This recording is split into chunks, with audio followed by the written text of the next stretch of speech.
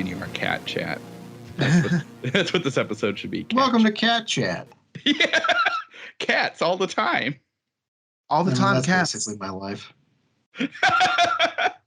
Hello, welcome to Staring into the Abyss. I'm your host, Richard Gerlach. With me, as always, is Matt Brandenburg. It's been forever, but we're back. Do I feel like I keep saying that? But we are back.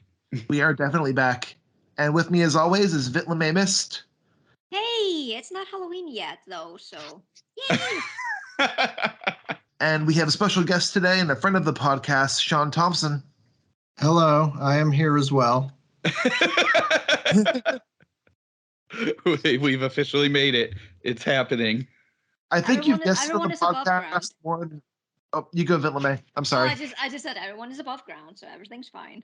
Everyone's Yeah. above ground. Yeah. Everyone's above ground. Unless you're recording in a basement, then you're below ground. No, I'm in a ranch style house now, so we don't have a basement. So I guess below ground would have to be literally, Yeah. dirt. Just a little cave that you dug out and stuck your laptop in. Little mausoleum. That'll probably help me for recording, though. It would probably be good acoustics. Just ignore the Never roots echoed and the worms. But Anyway. we're going to be discussing Sean's new short story called, is it how, like, I'm blanking on the name right now. What's the name The of the last Halloween above ground. story? I figured I could have let you squirm, but I know, I was waiting. I was like, I wonder how he's the going to say this. first place in the Halloween fun times. This is a very that would be Halloween story. maybe not. Not for this one.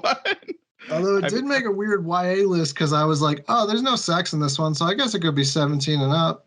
Oh yeah, And now it's on like one of those Amazon lists for like 45-minute teen and YA short reads, and I'm like, oh Lord. Hey, How? Is it because there's a fucking teen in this? I think it's literally just because I was like, normally I'll do 18 plus when I do the listing, and this time I was like, well, I mean, no one's getting murdered or anything, so fuck it, 17 and up. Yeah. Because it like was an R-rated movie, 17 and up, yeah. Yeah, exactly. So I think this would work. I mean, like, you're dealing with some good topics and some ideas. So I don't think it's specifically YA, but no. Yeah. It would not fit into that category. Unless we missed some love triangle in there or something. Some love triangle. Some secret magic. hey, dude, you're never going to believe what happened to me on Halloween. Let me tell you about this kid that came to visit me right before I was holding a gun. But this story is a great Halloween story. It is very dark and very fucked up. Yeah. Not super Yeah. fucked up, but it's dark, it's thematically heavy, and it's a really good time. It's a feelings roller coaster all around. Yeah, it's like a Twilight Zone episode. Yeah. As I was reading it, I was like, "This is totally a Twilight Zone." Sorry about that. No worries. No worries. It's There's cool. always something it's like as soon as you start recording, that's when it happens. Right? Yeah. It's like that's when the neighbors come by or something. When the dog starts barking, or you get someone like trying to like friggin' ring the doorbell or whatever. And they never ring it just once. They always Yeah. have to ring it a bunch. We were just Indeed. saying that, your story basically is like, you get all the feels there. It's a great short story. I loved it. Well, thank you. Yeah, I was I was about to say interesting story about it. I don't know if it's that interesting. That's just the lead up I do. Because it doesn't sound as good to be like, yeah, I wrote it. I wrote Yeah, it. I know how you feel. It's like people like are complimenting your story, and you're like, yeah, thanks. And then you're just like, what am I supposed to do with that? I don't know. You want it to be like an interesting lead up. This one actually is though, which is nice. Well, interesting, sad. Yeah. I think it's a really emotionally heavy story, and it's fantastic. And I would say before we dive into it, though, we do have our weekly roundup. Right. Yeah, let's do that. Yeah. Or you guys do that, and then I'll hop in as well. I'll start with saying I've been watching Rings of Power. I know, Matt, you've been Yes, watching Rings of Power. I Uh, have. I really love it. I think it's fantastic. Yeah, I think it's a great, like, it's fun to see on screen exploration of Second Age and just kind of how things are happening and seeing I love the, like, they did a really good job of showing us little bits and pieces that tie in it, and not even anything to do with story, but like architecture and just where people are located and different characters and stuff, how that ties into, say, the movies, Peter Jackson's movies later. I think they did a good job of kind of keeping that thread the same, which is nice. It's also a beautiful show to just look at. Oh gosh, yeah. Well, hopefully they spent like $1 billion on an episode. Yeah, literally $1 billion. I was skimming some article that was like, well, gee, we hope this works because otherwise we're screwed. Yeah. Yeah, it's like I was reading somewhere, I think for Stranger Things, the last couple episodes, they spent like 53 million an episode. Don't quote me on the number, but somewhere in that range. And they said per episode for Rings of Power, it's more than that. It was like 60 or 70 million an episode. Yeah, they spent like, Wow. I think like, what, 4 billion in total. Yeah, so it better look good. And it does. I think it does. I think it looks really good. And it also is a good story to go beyond the just look of it too. Like, I don't know, which plot are you most invested in, Matt? Because I'm most invested in the elf that's what's he fighting with the trolls, the orcs, and the orcs took him away. Yes. That's That one's my- good, though I'm not such a big fan of them pulling in the bratty teenager trope. I mean, that story will be interesting. I think the kid, for anyone, and this doesn't really spoil anything, he found a hilt to a sword. It's like a blood sword, so he keeps stabbing himself with it. So that part's pretty cool. But otherwise, it's the total bratty teen trope of him doing everything that he wants to do and then not listening to his mom and getting in trouble and just being really snotty. And I'm like, I don't need a bratty teen in this. I mean, I'm loving all the Galadriel stuff is great. I think the dwarf story is super awesome, just to see the dwarves and Elrond kind of working together and knowing what that's going to lead to. I think they're doing some good allusion to this, something bad is happening or going to happen there. And so I think that's good. So yeah, I everything in it, there hasn't been a storyline that I haven't been kind of like avoiding or just ignoring. So same. And yeah, no, I'm really into it. But Matt, what about you? Oh man. Okay. So I think what I'm going to cover is I've had at least 2 books I've finished that I think I'd like to talk about that I haven't talked about yet. One is Dead Silence by S.A. Barnes. I don't know if anyone here has read this yet. I haven't Heard of it. I haven't read it yet. Yeah, I think it came out last year. Okay, good. It's a space haunted house story. And it basically, we're following this crew that goes out to help fix satellites. This is their last time because it's, future times and they're getting robots to do their job after this. And they get a distress call from this giant, I mean, if you've seen Futurama and the space episode when there's the Titanic, it's basically that. Somebody built this giant cruise liner like I can't remember, it was like 30 or 40 years ago, and then it sort of just went missing. Well, this crew gets the call to go in, or gets a distress call. So they're like, well, we'll go see it.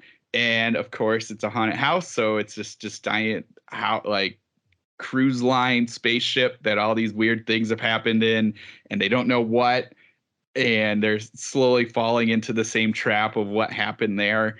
And then because it's a space story and sort of an aliens at post alien movies, there's a evil corporation that wants to find this ship as well. And so they're maybe not evil, but like a corporate entity. Greed. Right. Corporate greed. There's something on this ship that they think will benefit them. So they're going through and they're going to find it. So it's really interesting story. It's a bit long for my taste. It's like think over 300 pages, which, hey, some people like all that stuff, but after a while the story kind of drags and you're kind of like, okay, I'm ready to move on to something to happen. My 7-year-old brain, I guess, is in there. There's no bazookas in this, which is very sad. I do, however, really like the concept of us not seeing the haunted house act like a haunted house, as in we're seeing people break into a haunted house years after this big event. So sort of ghost ship-esque, but, I'm trying to think of other ones like that. But that kind of concept. Event Horizon? Well, there's stuff happening in Event Horizon, though. Yeah. So you're like whatever this entity is, and I'm not going to spoil it, but whatever this thing is that's happening, it's lingering in it, but we're not seeing like the big thing that happened because this was a cruise ship. It was full of cruise people and they're all dead. So you see all the bodies there, but we're not seeing that event. We're seeing the kind of post event, which I think is a neat way to do a haunted house story. Now we've all seen kind of enough haunted house in the moment, but the scene after the moment I think is a great concept. So it's definitely worth checking out if you like the space horror kind of thing. It's not cosmic at all. I'll say that. There's no cosmic entity. It's just pure scary spaceship house. So good stuff. Dead Silence, S.A. Barnes. The next one, and this one is a few years old, but I'm first discovering it, which is Sandman Slim, Richard Kadrey. I don't know if anyone here has read that one. Yes, they are a lot of fun. This first book was a blast. It's very, it's not your typical kind of urban detective story, urban magic kind of story. I mean, there's magic in it, but our main character, Sandman Slim, went to hell, was there for 11 years fighting in a hell arena, and was sent there not on his choice, and somehow he comes back to Earth to kill the people who sent him there. And it's just a lot of action. It's really, kind of gritty noir stuff, but dealing with demons and these angels and kind of an in-between angel thing. So I think there's 6 books in this series. I've only read the first one and I had a blast with it. It reads really smooth. The character of Sandman Slim, we're seeing everything through his eyes. It's first person, and so he's got a lot of interesting turns of phrase that are a lot of fun. The one thing I really liked, and only because I know I do this a lot, which is always kind of taking something a step further when I'm talking to people, and there's a lot of that in this. So it was kind of fun to see that in print form and be like, oh, I can kind of keep saying really crazier things and cross that line like 10 minutes ago. So Sandman Slim, Richard Kadrey, it's a lot of fun. Those books are wonderful. And Vint LeMay, what about you? I haven't actually been watching or reading anything new lately. I did finish the second season of The Only Murders in the Building. Oh, how was it? Oh, it was amazing. So good. I love the first season, and I've watched the first episode, but I didn't get a chance to go any further. It's so much fun. I haven't seen it yet. I hear it's great. It's so great. It keeps you on your toes the entire time, and it keeps you guessing. There were so many theories that I had, and then they were all wrong, which is actually a first, because I usually am pretty good at solving these mysteries. So that was refreshing, and I also love the fact that they were always jabbing at the fourth wall kind of thing. They're always they're always saying oh yeah, because the sequel or the second season is always usually never good because they were gonna record a second season of the podcast, and I was like, well, yeah, I think but you guys better do good then. That's amazing.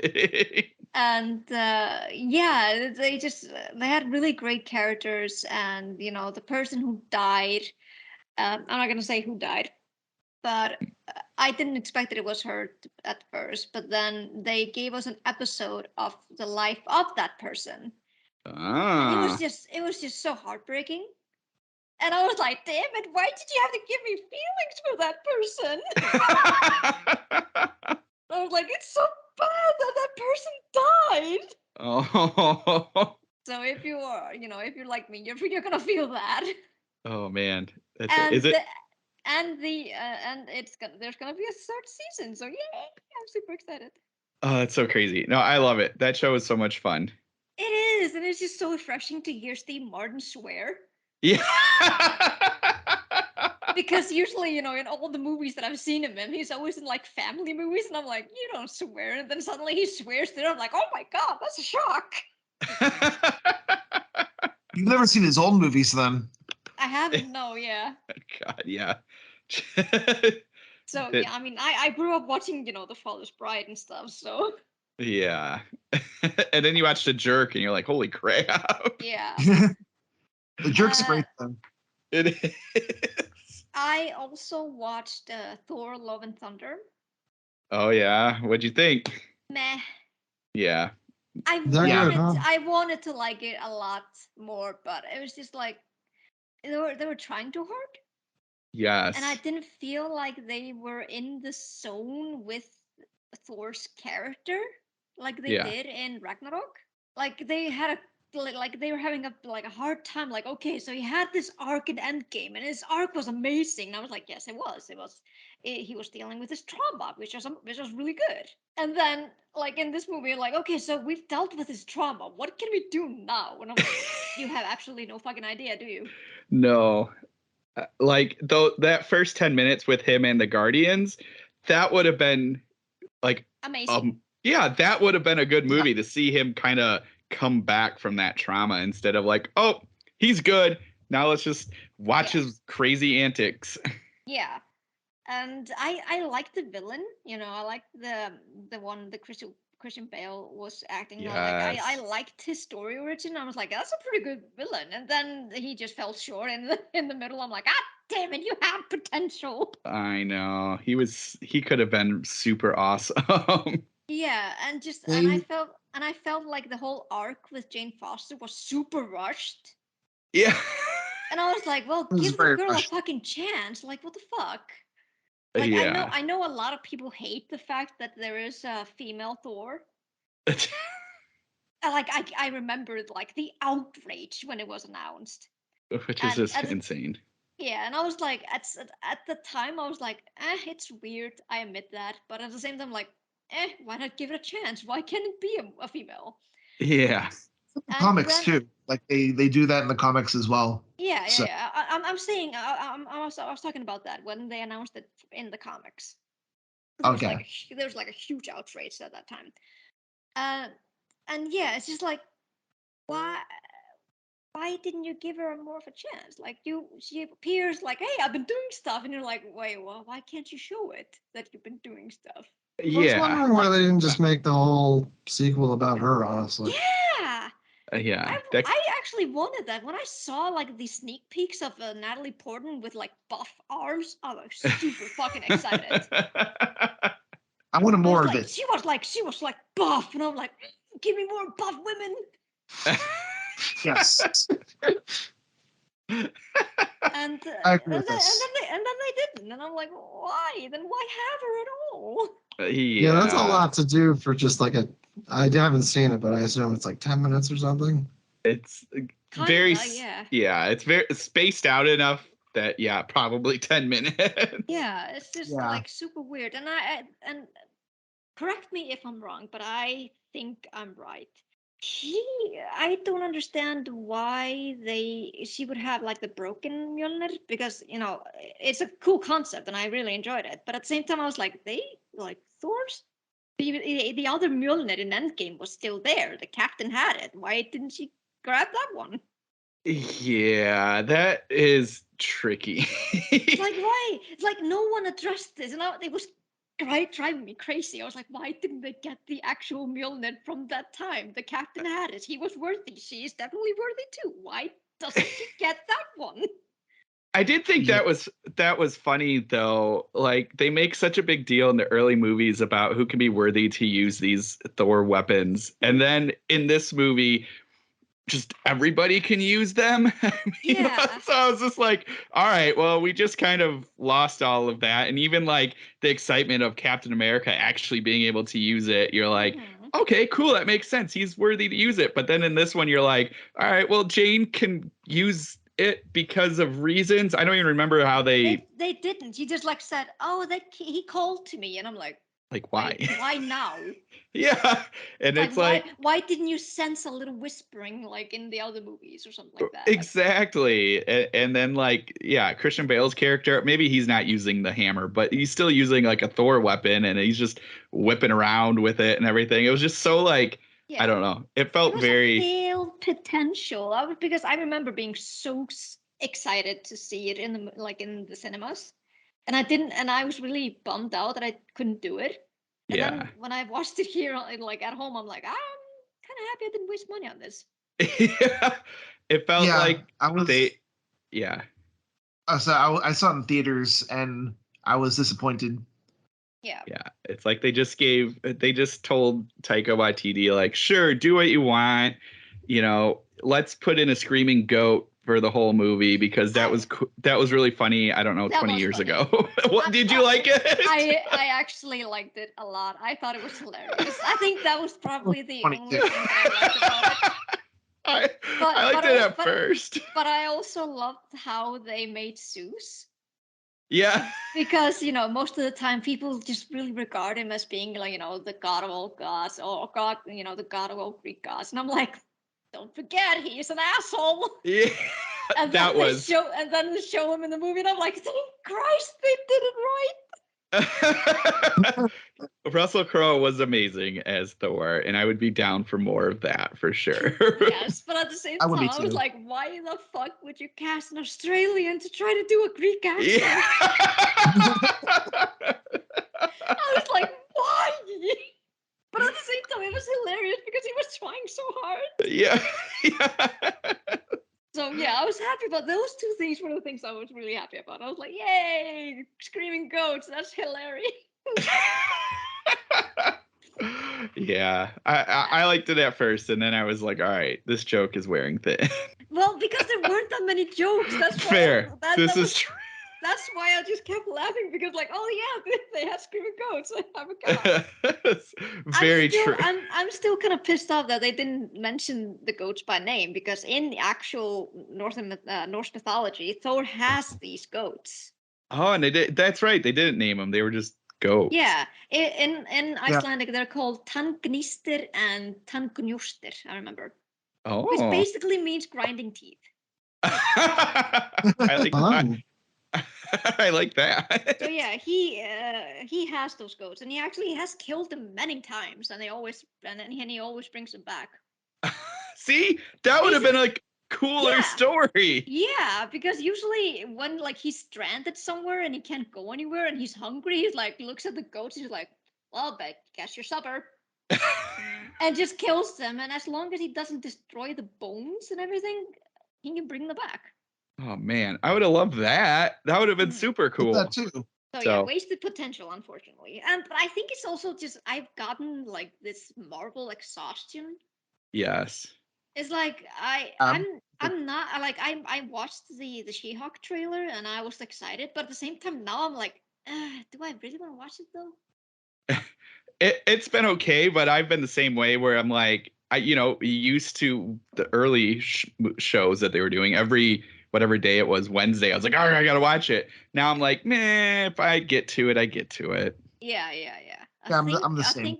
I think like the us who have been like following the Marvel movies like since the Avengers or like basically since Iron Man, we're like, I think you milked enough out of this. Right.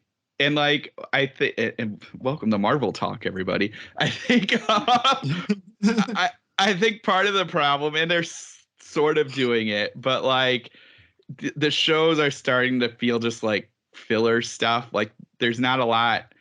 I mean, I guess Multiverse of Madness. It doesn't seem like there's enough deviation to really like interest. I mean, I've just tuned out entirely. Like I didn't.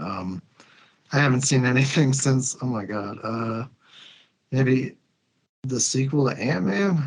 So it's been a while. Yeah. Well, I was one of those people that really loved the Netflix stuff they did too, like like The Punisher and Daredevil and all that. Yeah. Jessica Jones was really fucking good. Well, and Jessica Jones. what it's feeling like a little bit. I mean, I guess they're sort of tying stuff into the movies, but it's starting to feel very much like a separate entity where you're like, well, you can watch these for some fun stuff, but it's not going to affect whatever storyline that maybe I they mean, I'm have trying to going. not be too excited for Blade because, like, I love like the first that two movie. movies, and I know I saw something that was like, we're gonna try to make it more family friendly, and I was like, pass. Yeah. Oh, no, really? I'm like, dude, Sure. all the shit you have is family friendly. Like the whole point would be to do like a Deadpool where it's like rated R, but no. Yes. Right? Yes. Blade is not man. family. He Blade just is. kills vampires. That's all he does. And the vampires kill people brutally. Yes. Oh man, they're gonna family-friendly Blade. Oh, I really I'm hope so that that was disappointed. just somebody spitballing and not I like the hope, actual yeah. plan. Yeah, I'm I excited for really hope. Mahershala Ali as Blade, but Yeah, I think that'll be cool. They did Mhm. show a trailer for that Werewolf by Night. That looks like a lot of fun. Because it looks like a total throwback. It's all black and white and greeny looking. So I'm like, all right. Yeah, Wolf by Night looks like a fun time. So we'll see. It's- Also, yeah, Man-Thing showed up exactly. in the trailer for Wolf by Night too. Man Thing did? I don't think I noticed that. Oh, Yeah, there's what? a little Man-Thing in the trailer, so should Oh, be kind of snap. Well, yeah. So apart from watching those, I've also started reading or like listening to Hell Followed with Us. Which one is Oh, that? I can't. that is Help Out with Us. Who's that by? Ah, phone. What the fuck? I shut my phone off, so I know, I should look it up. It is by Andrew Joseph White. Yes. Oh, there you go. Yes. It's like a YA horror Oh, nice. that follows a trans guy who is running away from a cult in like a post-apocalyptic America. Oh, nice. And he's basically he's joined by like a group of LGBTQT like kids and young teens and young adults, and they're trying to go and try to like hunt down the cult and kill it. And they have to do it before the trans guy, the main character Benji, becomes a huge bioweapon himself.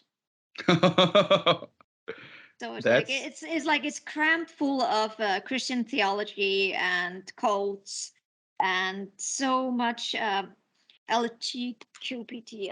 I'm so bad at saying this. Queer That's stuff that I just super love. amazing. And it's like a really like fresh, like really refreshing to listen to.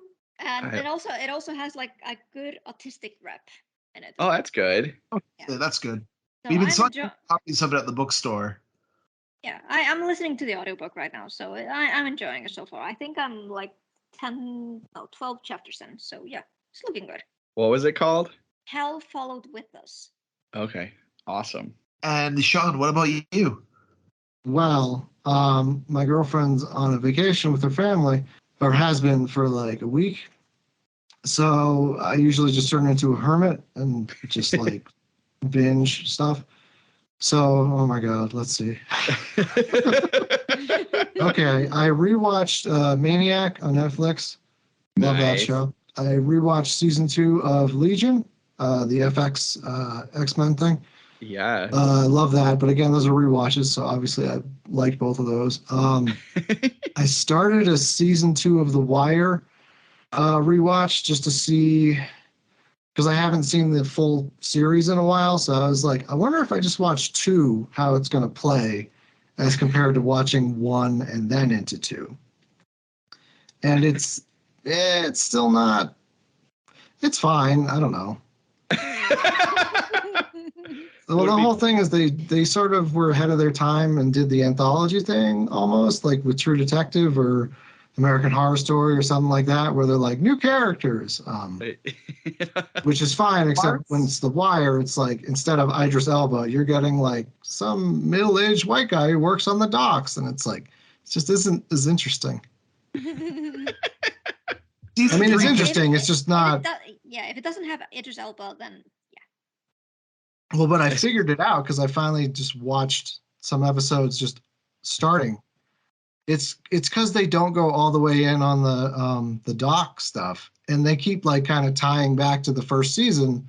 So it just kind of feels like, well, why aren't we doing the first? Why aren't we just following the characters from the first season if you're just Yeah. randomly cutting back to them? Yeah.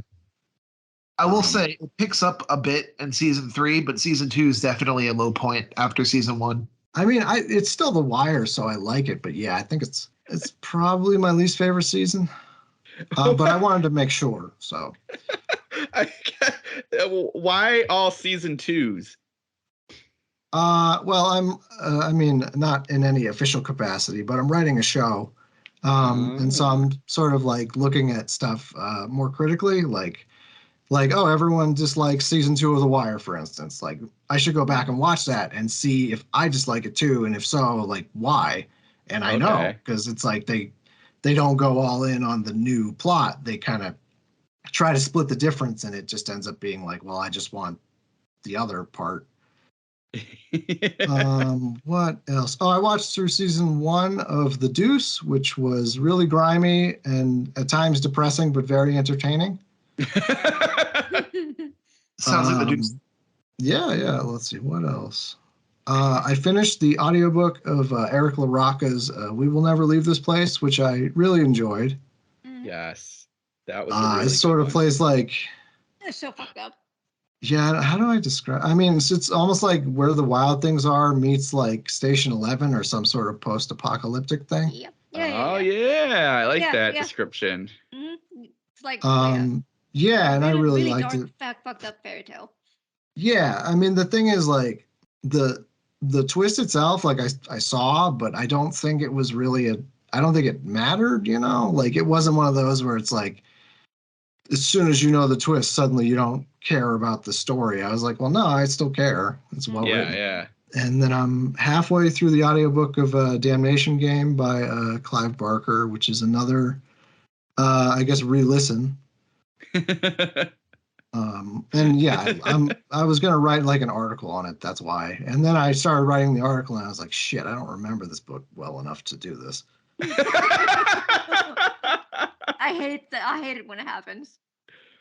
I got like 2 paragraphs in, and then I was like, and I was like, oh shit, what happened? You're like, I don't remember this 700-page book or whatever. It's long. Yeah, the audiobook's like 13 hours, so I think that is like 600 or 700 pages. Yeah.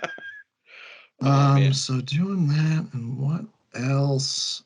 I'm probably gonna watch Glorious tonight. Oh yeah. Get ready for some glory holes. I'm gonna wait till the missus comes back. What's that? I'm just so jealous that you guys have Shudder. No joke. Like when I was sick, like the last 2 days, I just went over Netflix, Amazon Prime, and Disney Plus, and I'm like, there are no good new horror movies I want to watch. Yeah. So I just ended up watching Aliens again. Hey, that works. I mean, Aliens is always a chef's kiss, best action horror that I know of. But I made the mistake of watching Alien Resurrection first. Oh yeah. I like Alien Resurrection, but it is objectively bad. It's so bad. I remember like when I was a teen, I was like, "Oh, it was this awesome movie," and then when I'm watching it now, I'm like, it's okay. No, Sigourney Weaver's just like swish, like yeah. Yep. And not just that, like there was this one scene. I'm sorry that I'm hogging the thing. That's fine. I don't care. But I remember this one scene in Alien Resurrection when they're climbing up the ladder, and the disabled guy is like he's like a backpack. Yeah, it's like a backpack held up by I think his name was Christy, the character who has the gun thing. Maybe And, I don't remember. And the alien jumps up and is climbing the ladder, and they're up trying to shoot, and they apparently went to the star there's the what's it called, Stormtrooper Academy, because they didn't hit a fucking thing. And then it grabs Christie's leg or like foot, and it's almost like pulling himself up. And then Ron Perlman, he saves the day by lowering himself on his legs and shooting like down, which is also kind of funny because he did that stunt by himself. Nice. And he hits the alien, and then it just hangs limply, and it's just barely holding on Christie's foot. And then afterwards, that entire scene, like he just hangs limply, and he's like, "Oh yeah, I'm supposed to die now, I guess." Better like waste the fucking scene, but just me trying to get myself loose when all you could have done was wiggle the goddamn foot, and the alien would have slipped off. This got so much on my nerve. I was actually screaming at the TV. I was like, "Wiggle your foot! Wiggle your foot!" And he wouldn't. He was like, "No, I have to die heroically. I have to sacrifice myself." And I'm like, "No, you do not have to do that." That's my least favorite trope and stuff, because it's like they always die way too quickly, and there's always like, "No, you could probably live." They're like, "No, I have to go." Yes. I hate that trope so much. It's just like, you guys go on ahead, and it's like, nah, like it'd probably work better for them even if you just went with them. Yes. Yeah, Like, right. no, I need to. It's always after like a split second. They're like just like, I'm just gonna die. I have my gun is ready and stuff. I'm like, yeah, use it to help us get out. Right. It makes it more entertaining if you just think they're all suicidal.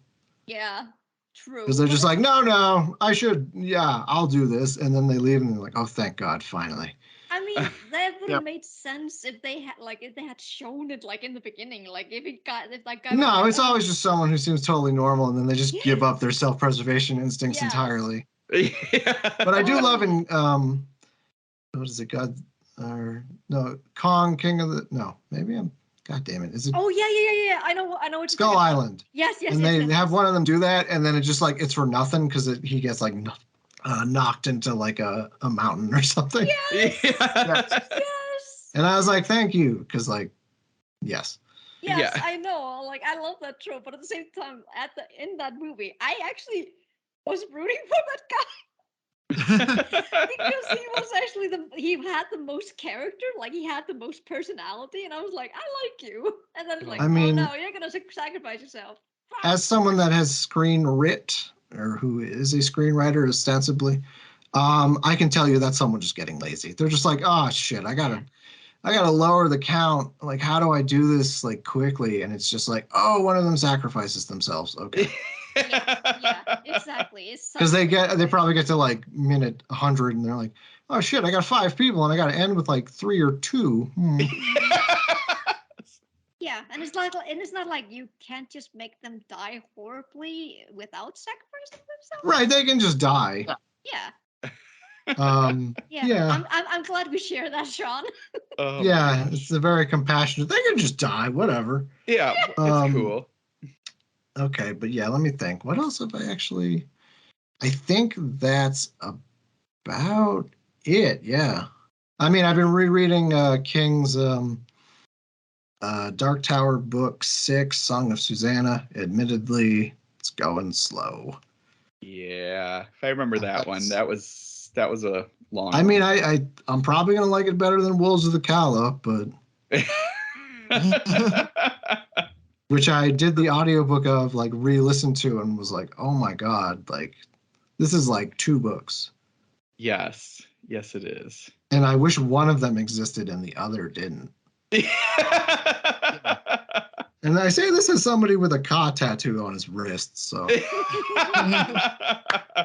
it's like one of my favorite series, but it's so hard to defend sometimes because people are like, well, what about like the end when it gets really stupid? And I'm like, I don't really have anything for you, man. Like, it's done. I can't say that about, Song of Ice and Fire. Right. I was going to say, like all the other series out there, at least he finished. He finished. It was doofy, but he finished. It was a bit doofy.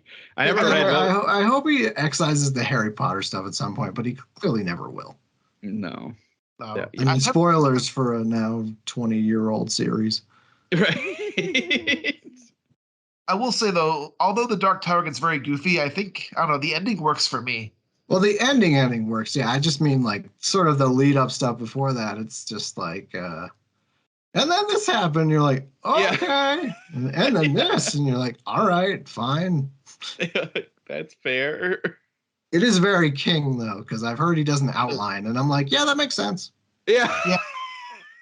Oh, my. Because anyone who outlined would have been like, well, that's a stupid idea. Why would I do that? Especially for like a series, you would think that you would at least It's have. like, I know. what is that's it, like 3,000 pages at that point in? Yeah. Yeah. It's like such a ballsy move not to outline a series. Yeah. Oh, King is like, what I respect and love about King is take the Green Mile for instance.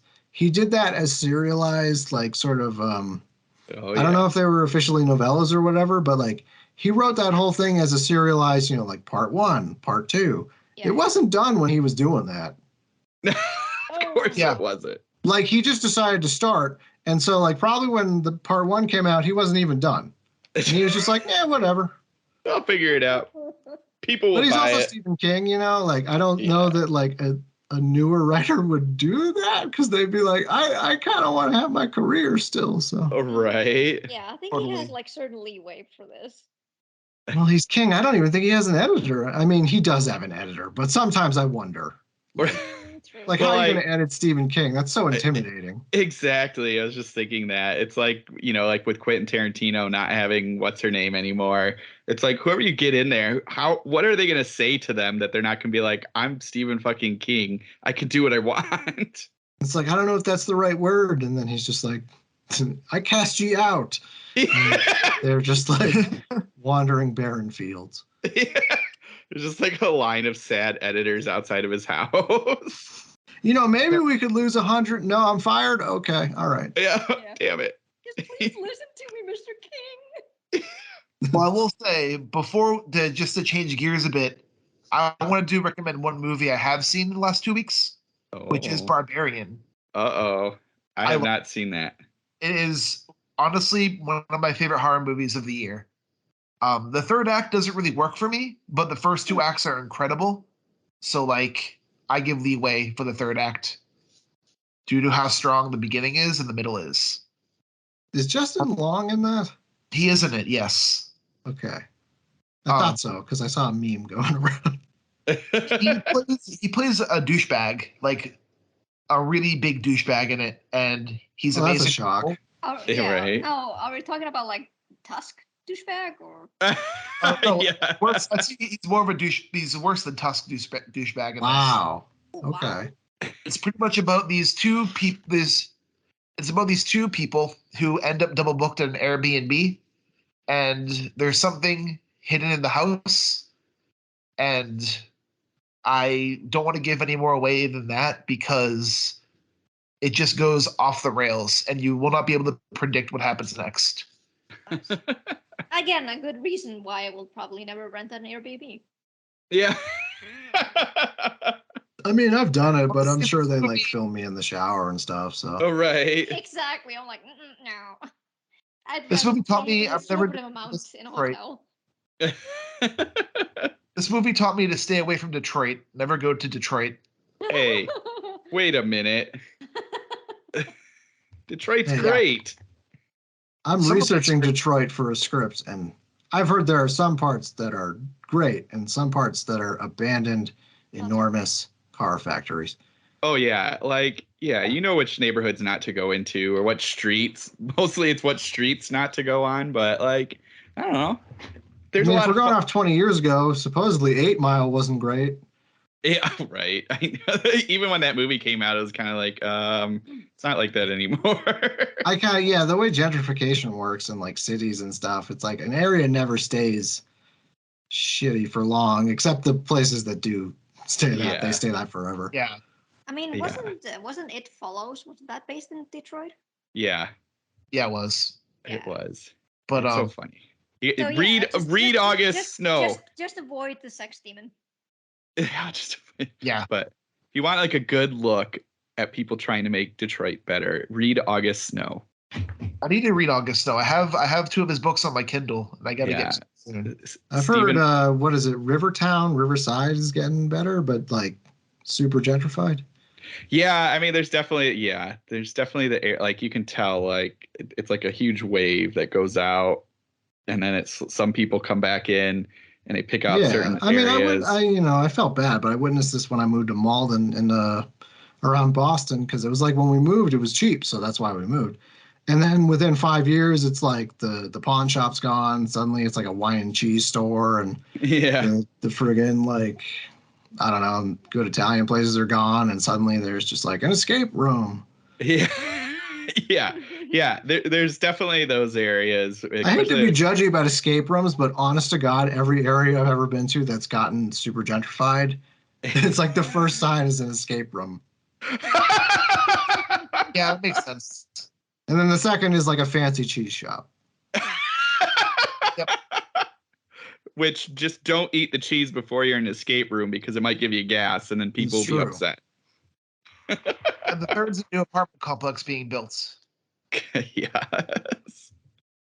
Yeah. Oh right. Man. But I would say Barbarian, I want to talk more about it, but I don't want to spoil anything. So I mean, like, that's the biggest thing I've seen because I haven't seen anything on it. Is everyone that has seen it says they're not going to tell us anything and that you should just see it without seeing the trailer. Because I haven't even seen the trailer. So I saw some of the trailer and it was just like a thing in a basement, maybe. Maybe. And then we realized I saw someone talk about it like on TikTok, and I was like, "Oh nope, I don't wanna know anything." I'm gonna try to go blindly into this if I can get a chance to to see it. I doubt it. I doubt it will be shown in cinemas here. Are there any barbarians in it? No, there aren't any actual barbarians in the movie. So it's all lies then. All lies. It's all lies. I mean, when you said barbarian, the first thing that I thought of like, oh, so it's gonna be like a D&D gone Aubrey? Yes. They like go to the basement and it's just Conan. It's just He-Man running around. What is good in life? Help me. Where's Crom? By the power of Grayskull. Yes. There's just some like dorky little guy named does Adam. Count as a barbarian? Like, I mean, I think so. He's all muscly. He wears just like a loincloth. But isn't that like a near future thing? Well, I guess that doesn't matter. You can still be a barbarian in like a future setting. But he doesn't rage, so this is true. Classify that as a barbarian. There is no rages from the He-Man, but I mean, like, I don't know. He's got a giant sword. He rides like a tiger. That's true. Have you seen any of the D&D? I know. But anyway, we'll take back He-Man talk and look at this harrowing Halloween story. He-Man is in it. No, I lied. I'm sorry. Yeah, it's like Barbarianism or whatever the movie's called. There's a barbarian in this. Is it called Barbarianism? It should be called Barbarianism. No, it's called The Last Enemy Above Ground. I'm glad you remembered that. It's called like the place where like a dude showed up. Yeah. Oh, that's a pretty cool title. And there has to be a comma after like as well. Yes. Well, I guess to get right in the start and there's no good segue, so let's just go in. Yeah, but there is a segue. We talked about He-Man being in the future, and you set this in 2060. Oh yeah. Is it? Yeah. Oh, okay. Sorry, I adjusted it to 2050. I think for the published version. I mean, it works out to about the same. Yeah. Dang it! Fair enough.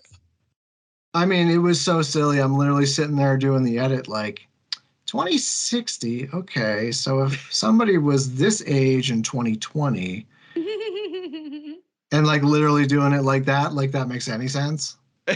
No, I mean, it does. I get it. You're trying to like set time so people get it. Yeah. Yeah, but yes, I mean, like I guess that's not too near. Well, let's just say near future. Yeah. I think maybe 2050 sounds about right because then you have the music that he chooses. Yeah. Well, the music is like from the 2000s, so that would have been like 50 years old at least. Yeah, exactly. But I mean, like, honestly, for listeners, that the time, like, personally, from reading it, I didn't think the time mattered too much. The idea of the future. Well, yeah, like sort of the whole point was that like he's anachronistic in that like he's an older. I assume he's in the 70s or something. Yeah. So like and I've worked elder services, so like older men, you go in their house and it's like the wallpaper is still very 70s, or it's like they've still got a coffee percolator, or it's just like these kind of artifacts from like older times. Like they don't you very rarely would go in like well, I mean, it happens, but I'd Yeah, very yeah. rarely go into an older like man's house at least, and it'd be like, I'm all up to date with everything brand new. I do like the fact that you added, with the door thing and doorbell and stuff, like the. Well, I just figured by 2050, a smart house is just going to be like a regular house. Yeah. Yeah. So, like, it would be like let me think. I mean, I guess it would be like a garbage disposal is now. Like, it's so common that it's like, how would you get a house without a garbage disposal? You could find one, but like, Right. Yeah. you're not going to be like, Like I need for- a house without a garbage disposal. Actually, it's like that in Iceland. We don't have that. You don't have garbage disposals? No, why? Because of all your garbage.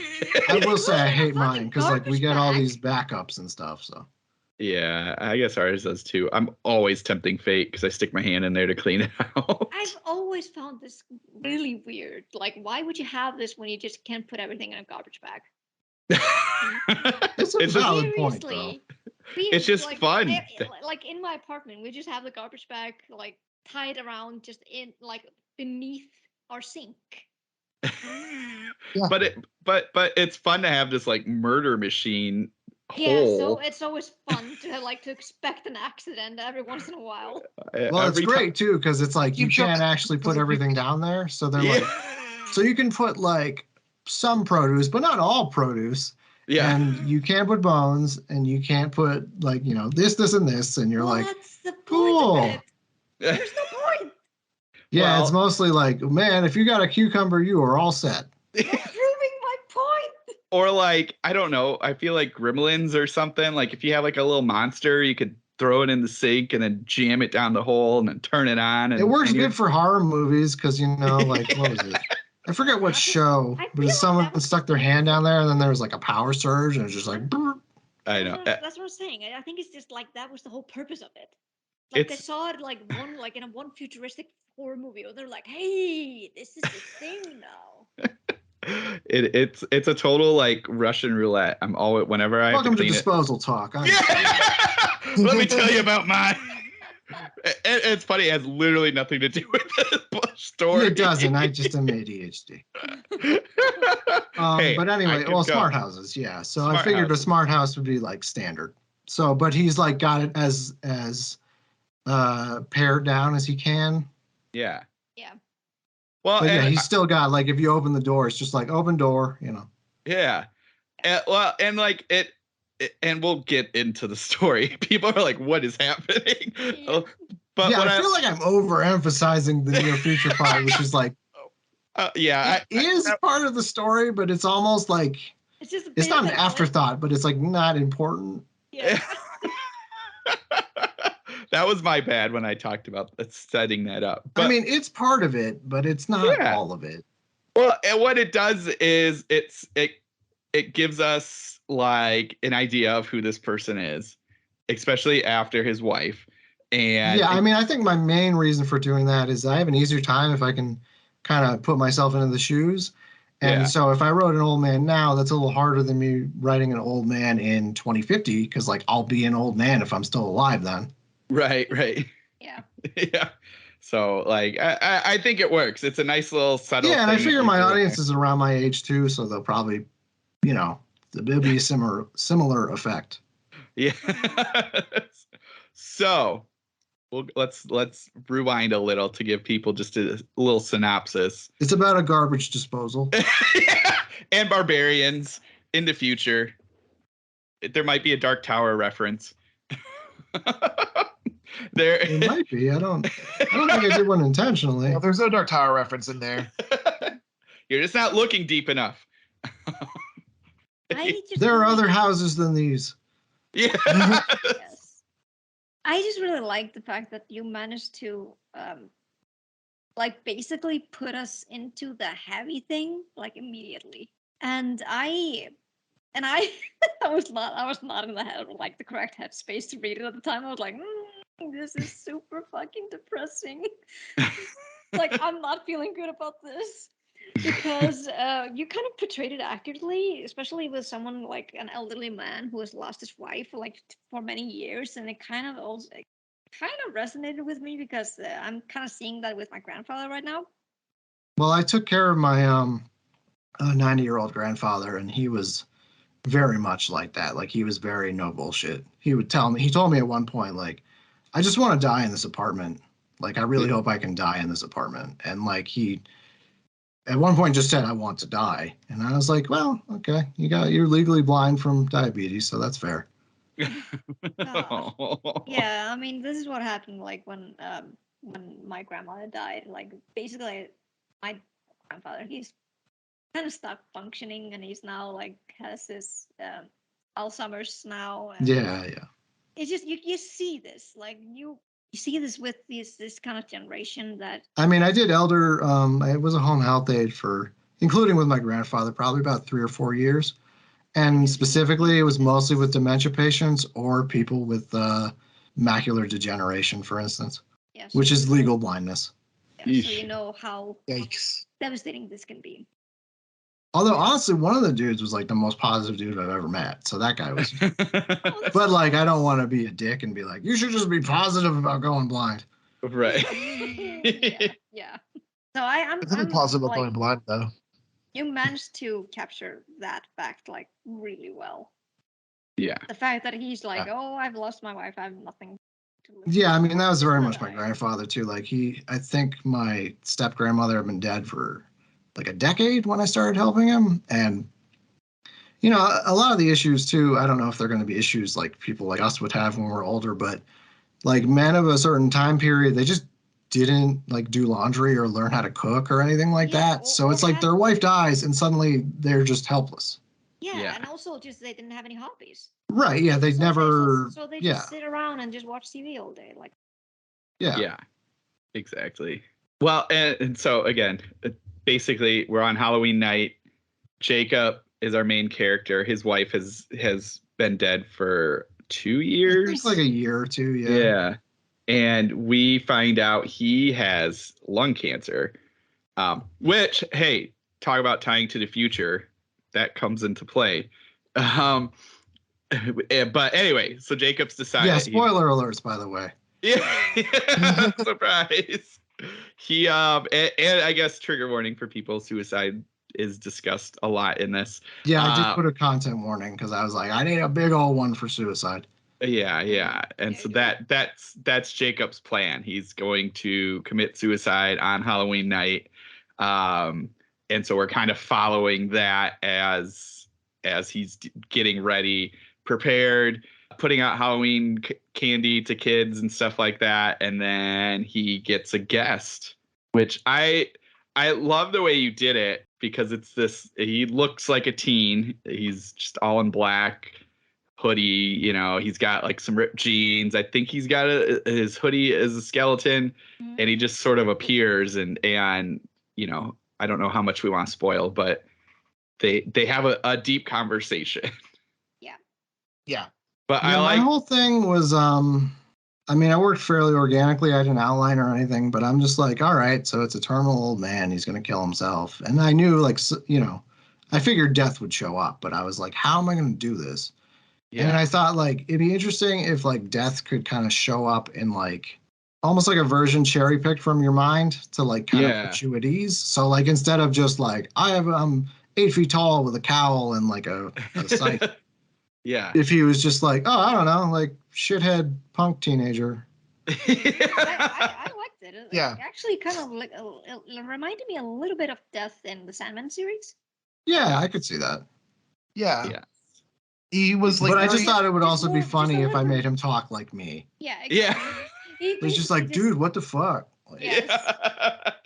I love the voice of Death in the story. Like, I just loved how he talked like a regular teen type character. Yeah. Yes. But like specifically a teen from like 90s, 2000s, or you know. Yeah. Not even a teen now. He wasn't like, no cap on God, for real.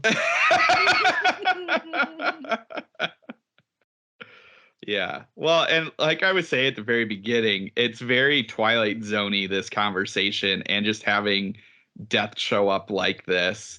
Yeah, Brandon Vidito, I probably said that wrong.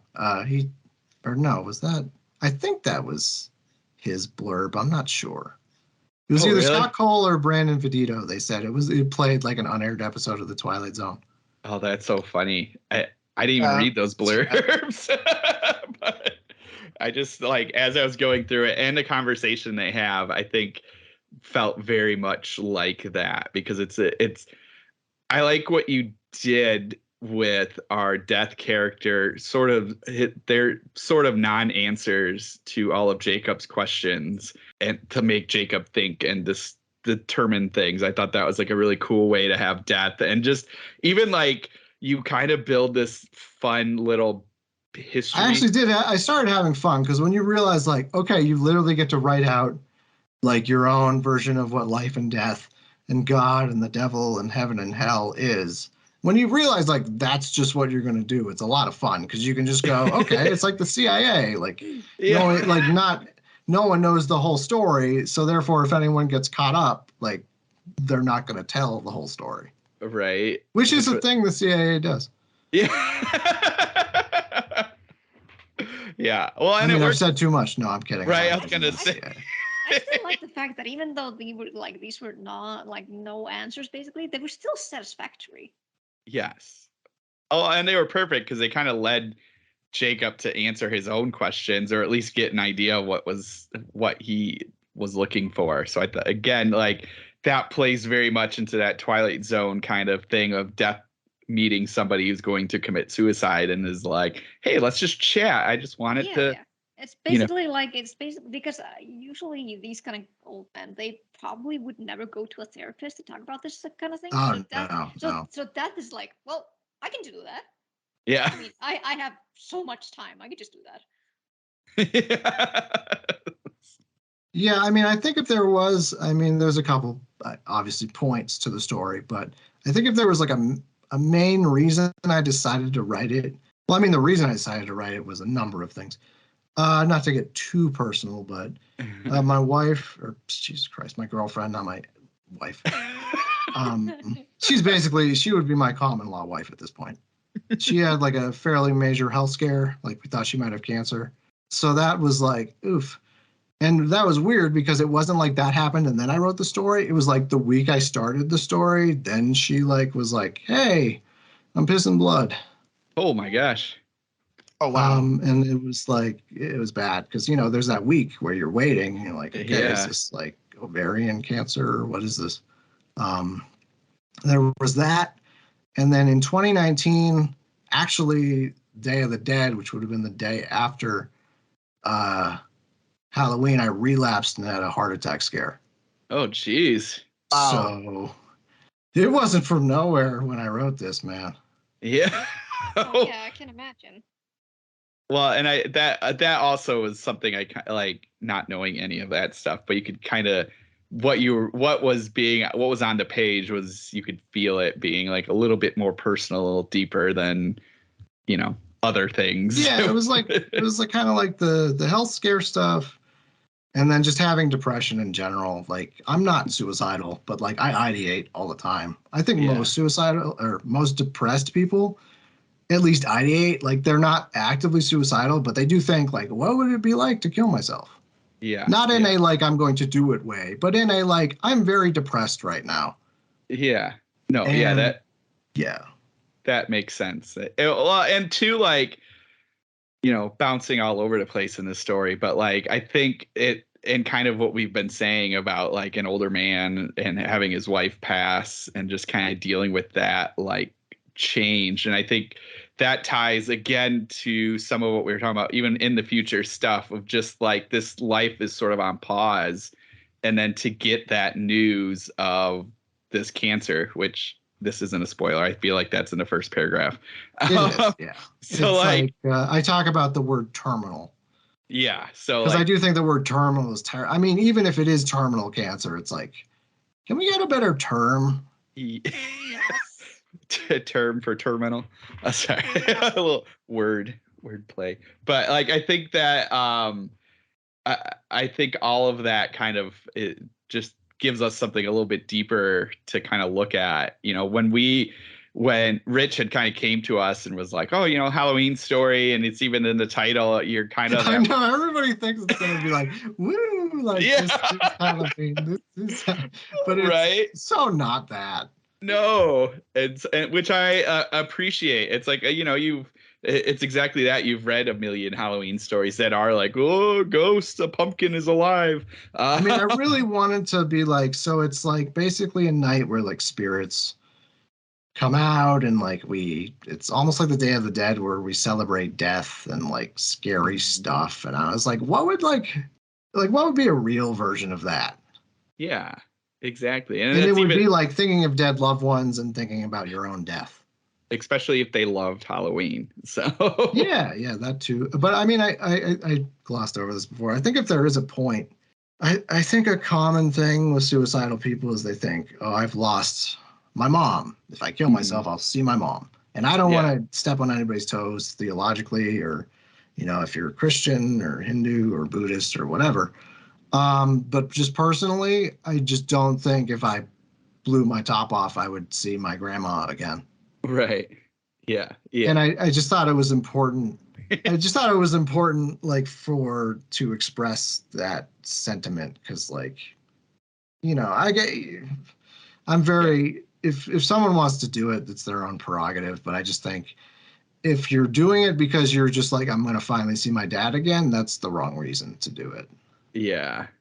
Well, which I think is kind of that answer that Death, our Grim Reaper, kind of gives, is like, yeah, he's very coy. I kind of like the fact that the way I wrote him, he's just like, I don't give a shit about humanity at all. Yeah. But then is the character Jacob, I think? Yes. Yeah, Jacob kind of calls him on his bullshit, where he's like, well, if you didn't care, you wouldn't be talking to me and you wouldn't be giving me any hints at all. Yeah. He's like, no, I don't really give a shit. I was just bored. And he's like, I don't know, man. Like, a lot of like answers for someone who doesn't care. Right. Yeah. And I think, yeah, exactly. There's like a really good like little monologue that gives about all the people that he goes and visits and everything like that. And how Mama Cass didn't actually die from choking on a ham sandwich. Yeah. I had to convey that because I was like, it was a heart attack, damn it. That's a common belief that she died choking on a ham sandwich. That is not what happened. That's shitty. I mean, like, I know she's not around anymore, but Jesus Christ, she's known as like the lady that died on a ham sandwich. And it's like, well, that's shitty. Now we know the truth. That's the whole reason you wrote just a heart attack from obesity. You were like, I'm going to write this whole story just to get the truth out there. This is my X-Files moment. The truth. Yeah, the truth. It's like buried in here is a truth nugget. Get ready. It's funny how that stuff happens too, because it's not. It is. I mean, seriously, it's not like I was like, I'm gonna write the super heavy story and do these like monologues literally from death, just so I can bring up Mama Cass. No, it just happened because I mentioned someone choking on a ham sandwich, and then my brain went, "Oh, Mama Cass," and then I googled it, and then I'm like, "She didn't die choking on a ham sandwich," and it was actually a heart attack, and then I put that in. I love it. Yeah, I do love that little snippet. Oh man. I also like the fact that it, like, when you were going through these philosophical questions basically, and then it ends on a really nice note. It's a weirdly sweet story considering how rough it starts. Yeah, exactly. And I can understand people that might not ever finish it because they just read the first 3 pages. They're like, oh, yeah, I don't have this in me. Yeah. But yeah, I particularly like the fact that he travels to Iceland. I was like, yay, look at that. I just thought, like, I mean, just have him travel around, like. Yeah. Because I guess in a way it's me like extrapolating, like, well, if I outlive my girlfriend, what am I going to do? Right. And hopefully not shoot myself in the head. Yeah. So what's a positive thing I could maybe do? Travel, see the sights. And well, and again, it goes back to that old kind of aspect of an old man that's all alone most of the time. Yeah, they do kind of don't take that opportunity that maybe they didn't. Like they couldn't ever do when they were married and younger because they're raising kids and working because they need to retire to make money. So like, I think I thought that was a really sweet way to be like, no, this guy's taking his opportunity and is going to do it. So yeah, that was a sweet. Yeah, I mean, I will say if there's one thing maybe the story suffers from, it's kind of a God in the machine type thing where I'm like, he's still depressed, but he's somehow not depressed enough to travel the entire world. Yeah. I wouldn't say it like that. I would kind of say like he's content. Yeah. Yeah, but that's the thing. I made a point to emphasize like he's still sort of like sad at times. Like you're not Right. just gonna not Yeah. be sad anymore. Yeah, exactly. Because how can you not? Because he's like a widower, and he's Yeah. close to. He's the age where it's interesting when you talk to people that old. They just don't. They're like afraid of dying, but like not really. It's weird. It's like it's this weird sort of thing where they're just like, I'm okay with it. It could be tomorrow, so I just have to be okay with it. It's interesting that you mentioned this because we actually had this like in the news, I think a couple of days ago, where our elderlies they don't want to die, and it's not because they're old, it's because of the huge fucking funeral bills. Yeah. Oh yeah. No, that's a huge thing too. Like my grandfather, he was thankfully in the Navy, so we got a military funeral for him, and they covered the cost. But yeah, it's like a funeral, like a cheap funeral, can run you like $5,000 to $10,000. Yeah, for here Yeah. it's like 1 million or 2 million Icelandic kroner, which is a fucking lot. Jeez. Like try converting that to US dollars. That's a lot. Oh God. It's more than 100 grand. Way more. Holy cow. That's insane. That is one thing I never actually address in the story because I don't think he had kids. So I'm like, I have no idea. I guess he'd just be buried by the town. Yeah. Yeah, if you don't have any relatives or anything like that, the government like the local government would have to. Yeah, what do like a that. potter's field it used to be called, I think. Yeah, paupers. Poppers, or whatever. Something. Now, are we okay with me going full spoilers at this point and just telling listeners if you want to not have the entire thing spoiled, just skip to the end? Yeah, let's do that. Mhm. With it. Well, here, let's real quick tell them where people can find it. Amazon, because I'm broke and I don't have further distribution yet. Hey, that works. And you can So if you it's, search. it's 99 cents and it's on Amazon, and I mean, people seem to be responding to it, which is nice. And it's funny because when I almost feel like going back to King, he had written Pet Sematary, say, and he was like, oh my God, no one's going to want to read this. So he put it in a drawer. And then eventually he published it, and it's like one of his most beloved novels. And he's like, that's insane. It's about dead pets. Yeah. So that was my version with Last Halloween. I was like, it was originally the closer to a full story collection that I just couldn't sell. Yeah. And I just finally was like, this is such a good story. Like, and I don't want it to be just like sitting, like going nowhere. So I took it out, polished it off, and just released it. Nice. I love it. Yeah, I think it's nice. It's a wonderful story. So like, I really hope people check it out. So- Yeah, I hope so too. But I meant like, I really thought like no one's gonna want to read this. No one's gonna read this. It's too depressing. It's too dark. It's too like weird. It's too like weirdly funny randomly about death. Yeah. Because like it goes from like I'm a terminal old man who's going to shoot himself through the mouth Yeah. to just like, dude, what the fuck? I'm deaf. Yes. Let's just eat pizza. They do. Oh yeah. Spoiler alert, that's the big twist. No, but seriously, spoiler alert. Big spoil. Okay. Yeah. I didn't know it when I started writing it, but Death said it, and I was like, oh, it's true. It's 2050. There's probably nano machines at this point that can deal with cancer overnight. Yeah. If you can afford it, I mean. Yeah. But obviously, I didn't want to get bogged down with that. So I just said, yeah, it's like a, overnight procedure, and they can just go in and just get rid of it. Because it seemed like a very depressed person thing to do, just to like let yourself die of cancer. Right. Yeah. If you could actually cure it, I mean. like easily. Like if it was proved that like, oh, this is a 95%, effective remission rate or whatever. Mm-hmm. Yeah, I like that. I mean, and I think that helped really cement, especially like because it takes a little bit for us to get to that point to realize, like, up until you kind of say it, we're like, all right, well, he's got lung cancer. He's gonna die anyway. He might as well pick the time that his wife loved and make his own choice. And then to kind of like, it's an interesting like put in there to kind of just show how much he's like cemented that I'm doing this. So like he even like schedules it like out 2 months so that like it looks like he was going to do it. So I thought that was like an interesting and really kind of hits home. Like I really, my favorite thing I think to do with stories is recontextualization. Mm-hmm. And you just have the one plot turn or point where essentially once it happens, you realize like everything you've got to up until that point, you have to look at again. Yeah. And I thought that was a good way to do it because he's more or less saying like, I don't, whatever, I'm dying anyway. I don't have a choice. I'm dying of terminal cancer.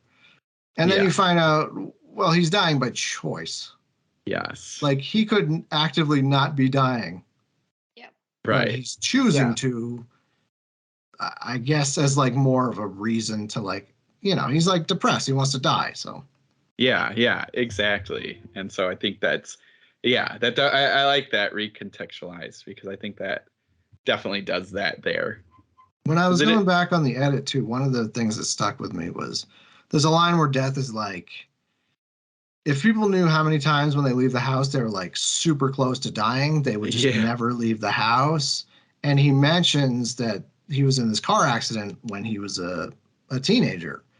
And he's like, oh, are you saying if I wasn't wearing a seatbelt, like I would have died? Like that very like your dad tells you that type of thing. Like you gotta wear a seatbelt or you'll die, which is probably true. And Death's like, no, that's not what I'm fucking saying. I'm saying like, if the dude hit the tree a different way, the gas tank would have caught on fire and it wouldn't have mattered because you would have just blown up. Yeah. And he's like, oh, that's very different. Yes. Yeah. Well, and even like after that, like you do a really neat thing where he's kind of thinking about that like extra time that he had since then. And Death's like, oh, it's always been in the back of your head. You kind of always knew. And it's like, it's kind of just that again, like, which I think then plays into what's currently happening in that story of him, like, you had all this time when you could have died. So now that we're sitting here again, let's think about it. And that's also not from nowhere because I've been told when I was 3, I choked on a hard candy long enough that I turned blue. Oh my gosh. And that the only reason I didn't die is they were at a restaurant and my mom got these guys to come out who claimed they were doctors. I was 3, I know what I know. And they lifted me upside down and punched me in the back until I threw up the hard candy. Oh my God. But I mean, I guess that's what you're kind of supposed to do with like little children. Yeah. You want maybe not like punching, but it's sort of, I guess that's how you do it. Yeah. You just get like Rocky out there just socking at you. Yeah. But I mean, like, thankfully, I don't remember that because I was 3. But like hearing that, it's like that's got to be in my mind somewhere. Right.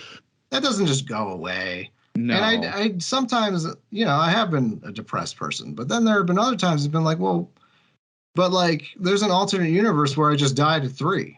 Right. So like if you look at it that way, the last 35 years have been just a gift. Yeah, exactly. So. Even if it doesn't feel like it sometimes, yeah. Yeah. I mean, yeah, that's one of those things. Well, that's life, man. I mean, like, right. Not to get too philosophical again, but like, if you just assume life is going to be great all the time, like, I don't even think life would be great if life was great all the time. Yeah, it would just be boring. Yeah, you'd just be like, man, shit is amazing all the time. I'm so bored. Yeah, it's like I don't, not to go off topic, but did anyone watch The Good Place all the way through to the end? Yes. When they like Okay, so like when they get to the good place and everyone's stupid because they could get everything they wanted. Sounds about right. Yeah, it's like that. They're all like these, they meet all these really the intelligent minds of the world from forever, but they're all really dumb because they don't have to think and challenge themselves anymore. I mean, the most interesting people I've ever met in my entire life have been through a lot of shit. That, like, so if other people dealt with different circumstances, they just couldn't function anymore. But it's like I've met these people that are just incredible, caring, funny, like fiercely intelligent people, and it's like, oh yeah, I almost drowned in a pool, or oh, I got in a car accident and almost died, and it's just like one after the other, just like, oh yeah, I was addicted to heroin. Yeah. And it's just like something about dealing with like really tough stuff and addiction and trauma and depression. It just makes someone more interesting. Yeah, definitely. Yeah. But can we please talk about the supposed epilogue? Yeah, I was just gonna go to that. That's that was.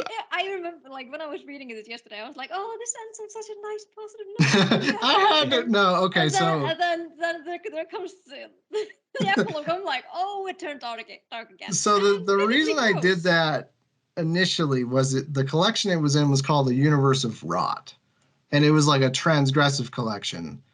And the title story is it's like literally some guy who, ironically enough, is also dying of terminal cancer. So it's almost like connected, but it's very different because it's more Clive Barker-y. It's like there's been chemical attacks in this, I assume, near future city, but he hears about these mutated people and he's like super into S&M. So he goes there because he's like, I don't want to die in a hospital. I want to die getting fucked and killed by monsters, which is pretty much what happens. But like, it's very gross, like that's what A Universe of Rot is about, because it's like these mutated kind of like people. But so to fit this story in with the rest of the collection, which is like very transgressive, I do want to do it at some point, but I want to wait a few years to like really get my grossest shit in there. But I just thought this is such a sweet story. I need to do something, like it's so like poignant and sweet, but it's in a universe of rot. So it has to have something. So I just thought, like, how great would it be to do this like super like sweet kind of like all the feels Twilight Zone house story, and then you end it and there was like, ah, and then it's like, but his body on the other hand. It was like, yay, and then oh no. I had That to was do basically my reaction when I was it was reading. too I was sweet. Like, I couldn't end on that note. Shit. Oh my god! But in a way, it's also another happy ending. It basically just did like 180. I thought it was brilliant. Well, because it's like somebody like me who's like a huge horror fan, like, yeah, of course I'd love it if heaven was real or whatever the fuck. But like, I would also love it if I just like came back as a ghost every Halloween to fuck people up. But you made that ghost basically be like a ghoul.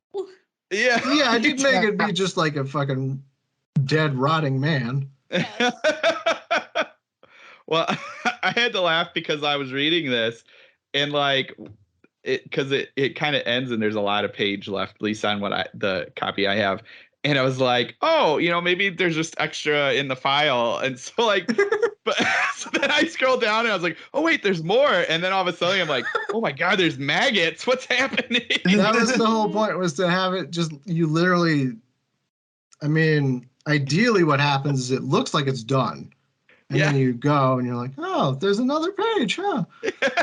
And then it's just like his body was rotting. Well, and it's nice too because you do like a nice little throwback to, I think, earlier in the story about like the house and what are the stories people are going to tell about the house that he did it in. And so then you actually have it happen. And so like, yeah, it's pretty funny because he's like, he wondered what would happen after he was gone. Would it become a place of like local legend that teens went to make out at? And then it's like, what happens in the end? Some teens are making out in his backyard and they see him as this rotting ghost in his house on Halloween. And further, Last Halloween Above Ground is not a trick title because there is that Last Halloween Above Ground. It just happens to be not him killing himself, him dying naturally. I love it. True. Which, Oh, yeah, that is a very sappy moment. It's like, it's time to, it's like the dog meme. It's like, was I a good boy? Yeah. Was I a good boy? And it's not that bad. It's more just like, oh, time to go. And he's like, yep, come on, buddy. Come on, buddy. Let's walk into the sunlight. But don't look back at your body because, ooh, boy. That's going to mess you up. Let's just listen to some But I mean, like, Foo that's Fighters. going back to realistic. Like, that's what happens sometimes, man. Like, if it's an old guy who's a widower and he doesn't have any family to visit, yeah, it would be the mailman. Like, huh, that's weird. There's like a week of mail here. Yeah. I know. That's always so horrifying when you're like, oh, you hear about it. Oh, the guy was dead in his house for 2 weeks. His cat ate half of him or something like that. Yeah. But yeah, and then the weird thing was, so I just love the Foo Fighters, so I just thought, okay, MIA. Yeah. I feel like that would be a good going out song. I agree. But then it was like Taylor Hawkins died, and it was like I'd already written the story. It was weird. Just the timing of it, I mean, where I was like, it's been less than a month after Taylor Hawkins died, I think. Oh, that's crazy. Oh wow! Like the story came out. Oh my gosh. No, this was I love this story. Did you see that tribute concert, by the way? Oh my God.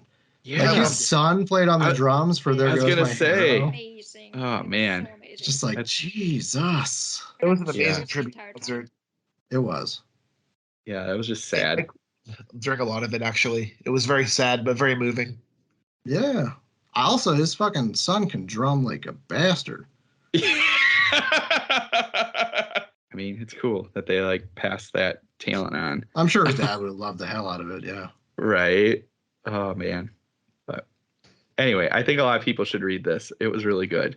Well, I thank you. agree. I'm glad people like it and aren't just like, ew, gross. Ew. Poker out. It's only $1 on Amazon, so Yeah, I you mean, can't one of beat my that. things, especially after doing elder services, is I try to, when I can, tackle ageism, Yeah. which is such a prevalent thing. And I'm not just going to say horror, it's like everywhere. But like you take Ty West X, for instance, one of the fear things is old people having sex. Yeah. And granted, they're insane. So I think the real fear is that they're insane. But like old people fucking is not scary. Like No. everyone's ideally going to get old and hopefully still want to have sex. I mean, like, so that's sort of, and then it's just like the whole, like the trope of like the old crone. It's like, yeah, I get it. But like, that's so much of that is just ageism. It's just like, ew, once a woman's over 40, she's an old hag and scary. Right. Oh, it's sad. Especially like when you consider that we're all That's we're all like getting ideally where we're all headed, and then but all we do is be shitty about old people and make jokes. Yeah. And Yeah. Well, and like just the fact that our like we are all living longer, so we're all gonna be those people longer. right, like, dude, my grandfather lived to 92, and he did not eat well, and I think maybe he exercised a little bit. And I'm like, oh shit, because like I have one grandfather that's still alive that's 90. The other one made it to 92. My grandma made it to 91. So I'm like, oh fuck, I'm gonna be like 110 or something. Yeah, that's crazy. Yeah. My grandpa's I'm not 96. Let's just say I'm not that He's lucky. still alive. Yeah, so I'm just like, okay, well, like my other grandmother died at 65, so maybe just 100. Yeah. God. Oh, But thinking about that stuff is weird too. It's just like yeah. being I remember I sorry, I don't want to take up too much more time. But I talked to my grandfather on the phone once. I called him. I was like, "Happy birthday. You know, you're 89."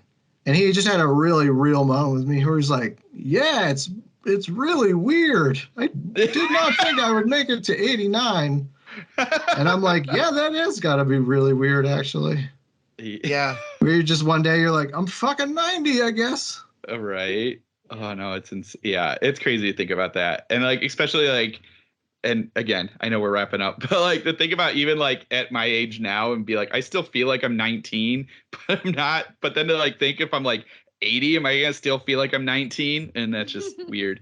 I mean, sometimes I'm like, oh, I feel so fucking old. I'm almost 40. If I make it to even 80, that's another whole lifetime. Oh, I'm seriously. Don't get me started. I am 40. Just makes me want to go to sleep. Yeah. I'm only But 34. yeah, I mean, maybe Death will I'm show up as a 35. fucking punk rock teenager. So Yeah. That'll be Yeah. cool. But I'd like to thank you for coming on today, Sean. yeah, no problem. Thanks for having me. Yeah. No problem at all. Besides- It's always a pleasure. Besides this, do you have anything in the future people should look forward to? Well, I try to be humble, like the Kendrick Lamar song. But my novel, Goddamn Zombie Chainsaw Murderer, which is a 90s slasher, was recently mentioned on a list of 10 slashers that was featured on Tor Nightfire's website. Yes. Which is like enormous. And further, I would add, you go through, it's like Dean Koontz, Stephen Graham Jones, Adam Cesare, or Caesar. I always say Cesare, like it's more Italian. I'm sorry, Adam. And yeah, and they're all just like, they have 8 links to stuff for like Barnes and Noble, blah, blah. Then you get to Goddamn Zombie Chainsaw Murder, and it's just Amazon, because I'm like, that's where I'm at. So it's pretty fucking nuts to be like right next to like Dean Koontz That's amazing. with my book I essentially self-published through my own press, being like, oh God, there's still typos. Like I'm on a fucking site owned by Macmillan. People gonna buy this book and be like, that's the wrong form of there. Yeah, they're like, what the hell? Be like, look, I don't even have an editor, okay? But yeah, so Goddamn Zombie Chainsaw Murderer, it's on Amazon. It is on, well, I mean, by the time this is out, it won't be on sale, but I do throw it on 99-cent sale, like every other month, once a month, whatever. So if you're broke like me, yeah, just keep your eye out for that. And yeah, I have my first novel, The Demon, is on Amazon. I am actively trying to do a new edit on it, which I'm affectionately calling Demon 2.0. Nice. It's not going to be a sequel or anything. It's just I'm finally going to fix a bunch of typos and stuff. And I'm going to have a new afterword from Tiffany Morris. Oh, that's awesome. And from myself, and possibly a bonus story, because the whole thing is that I want to keep the existing listing, but if I lose the spacing between the paragraphs on the print, I'm probably losing like 20 pages. So I got to just fill that, because otherwise I got to do a whole new listing and start from scratch. Oh, I see. Yikes. So it's like I got to figure out how to do a new version and then bring it back to 260 pages somehow. But it's an interesting experiment. I'll probably be able to do it. So that'll be hopefully within the next couple of months. And my collection, Screaming Creatures, is available. I am owner and main editor for a press called Dictating Books. In November, we're going to have a collection from Tiffany Morris, who is an indigenous horror poet. Excited about it. Someone's already said it's one of the best books they've read this year. So that's awesome. Nice. And yeah, I mean, I've had some editing work. I edited Jonathan Rabb's most recent novel, The Haunting of Camp Winter Falcon. Oh, God. I love that so much. Well, I edited it. So. Well, you did a magical job. I do content, by the way. I'm not the best grammarist. But I can definitely read a thing and be like, yeah, maybe this to here. Blah, blah, blah. Oh, and of course, I have to brag that I edited Paula D. Ash's collection, We Are Here to Hurt Each Other, which just broke the 1,000 book sales mark, which is fucking insane. Yeah, I've been hearing so much. That's like one of the first editing jobs I've ever had through my like little small press, and it's like #1 in like African American and like Black horror fiction. I'm like, what the fuck? So awesome. So awesome. Like, I love that book so much. Yeah, it hits hard as shit. Like, but it's really it's fucking so good. But I remember being the first, I'm editing it like, oh my God, Paula, like, this is really harsh. And I'm like, so we'll cut this and this, but we'll see. But, and yeah, people just really like it. Goes back to that thing though, where I'm like, oh, I don't think people are going to read Last Halloween because it's like very upfront with a guy like, I'm going to blow my head off.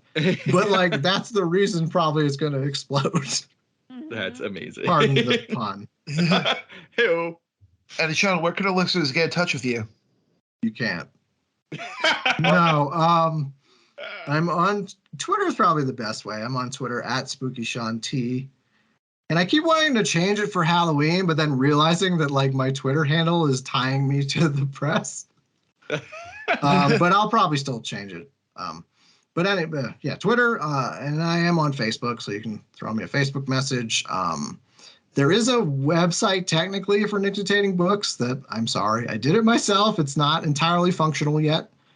There is you can email me though at the bottom to the official press web or email as well. Nice. Great. And Vitlame, what about you? They can follow me on Twitter at VitaMAS. And Matt? I am on Twitter as well. Brandenburg DM. And you can follow me on Twitter at Rudy53088, and be sure to also follow our podcast, Into Staring, or at the Twitter handle Into Staring. And this is Richard Gerlach saying, keep staring.